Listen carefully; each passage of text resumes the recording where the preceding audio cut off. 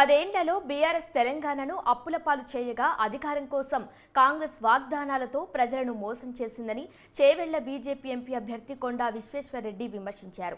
కేంద్ర ప్రభుత్వం అమలు చేస్తున్న సంక్షేమ పథకాలను ప్రజా ఆశీర్వాద యాత్ర ద్వారా ప్రతి ఒక్కరికి తెలియజేస్తామని అన్నారు.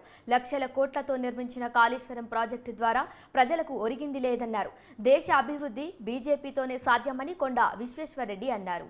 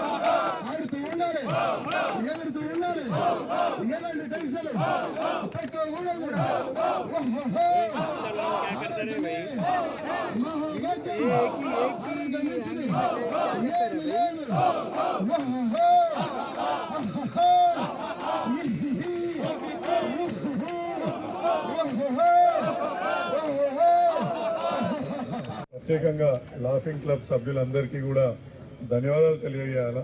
ఎందుకంటే సమాజంలో ఆనందం విరబూయాలని మీ ఏదైతే తపన ఉందో నిజంగా గొప్ప విషయం. ఎన్నో ఒత్తిడిలకు లోనై మనం దినదిన కార్యక్రమం గడుపుతుంటాం. దాంట్లో ఈ విధంగా ఒక అర్ధగంట సేపు గంట సేపు ఆహ్లాదంగా గడపడం చాలా గొప్ప విషయం. నన్ను నిజంగా ఆశీర్వదించి గెలిపించినందుకు కూడా చాలా సంతోషం, ధన్యవాదాలు. ఇంకొక విషయం ఏంటంటే ఇక్కడ త్వరలోనే ఈ యొక్క గుర్రపు డెక్క సమస్య, మనకి ఇంకా ఈ పార్క్లో ఉన్న సమస్యలను కూడా త్వరలోనే తీరుస్తామని చెప్తున్నాము.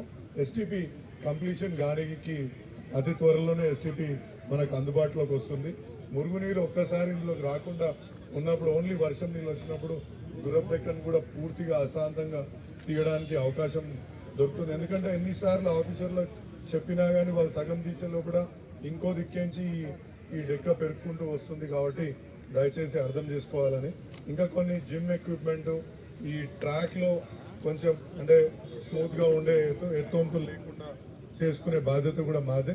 త్వరలోనే అవి కూడా కంప్లీట్ చేస్తామని ఈ సందర్భంగా తెలియజేస్తూ మా అభ్యర్థి మరి ఎన్నో స్ట్రెస్లతోటి ఉంటాము 24 గంటలలో. దానిలో రోజు 1 గంట 23 గంటలు మన బాడీ మనం చూసుకుంటాం. 1 గంట మాత్రం రోజులో మనం మన బాడీని చూసుకుంటే ఎప్పటికీ లైఫ్లో ఉల్లాసంగా ఉండొచ్చు. ఇది ప్రతి ఒక్కరు చెప్తారు. మనము స్ట్రెస్ నుంచి వెళ్ళి బయటికి రావాలంటే, లేకుంటే బాగా సంతోషంగా ఉండాలి. ఇలాంటి లాఫింగ్ క్లబ్కి వచ్చి 1 గంట సేపు స్పెండ్ చేస్తే ఆ కథనే వేరుంటుంది కాబట్టి, ఆ కిక్కే వేరుంటుంది కాబట్టి మీ అందరికీ మంచి ప్రోగ్రాం నిర్వహిస్తున్నందుకు మరొకసారి ధన్యవాదాలు తెలియజేస్తున్నాను.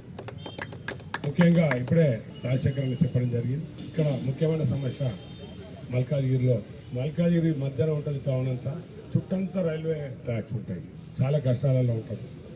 చాలా పద్మవ్యూహం ఇది. చాలా వరకు మరి కేసీఆర్ గారు రోడ్ల విషయమే కానీ, రోడ్ బిల్డింగ్ కానీ, మరి ఇక్కడ ఏ డెవలప్మెంట్ చేయాలనేది గత 10 సంవత్సరాలలో రక్త